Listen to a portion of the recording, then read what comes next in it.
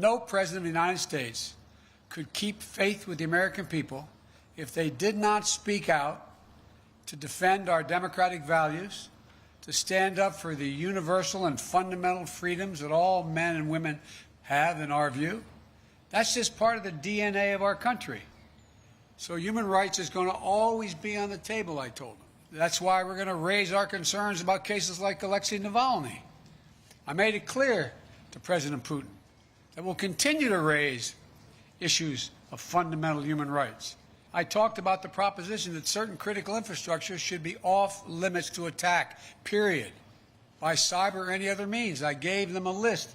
If I'm not mistaken, I don't have it in front of me, 16 specific entities, 16 defined as critical infrastructure under U.S. policy, from the energy sector to our water systems. The tone of the entire meetings, I guess it was a total of 4 hours, was good, positive.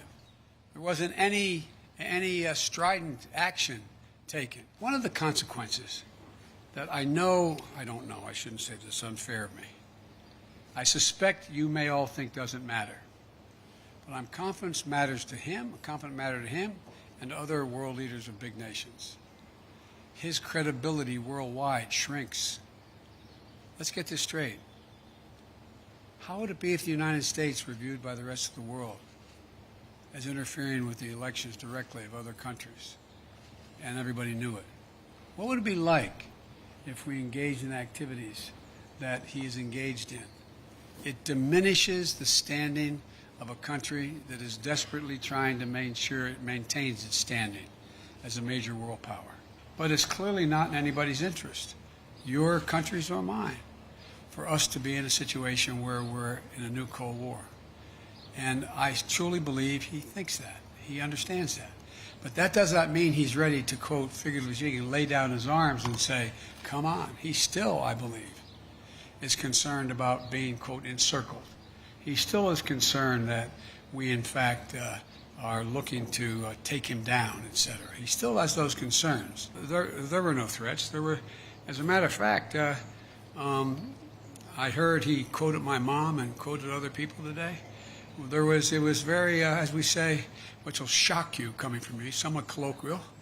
And we talked about basic fundamental things. Mr. President, when President Putin was questioned today about human rights, he said the reason why he's cracking down on opposition leaders is because he doesn't want something like January 6th to happen in Russia. And he also said that he doesn't want to see groups formed like Black Lives Matter. What's your response to that, please?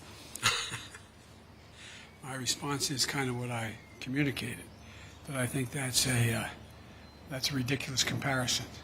It's one thing for literally criminals to break through cordon, go into the Capitol, kill a police officer, and be held unaccountable. And it is for people objecting and marching on the Capitol and saying, you are not allowing me to speak freely. You are not allowing me to do A, B, C, or D. And so they're very different criteria.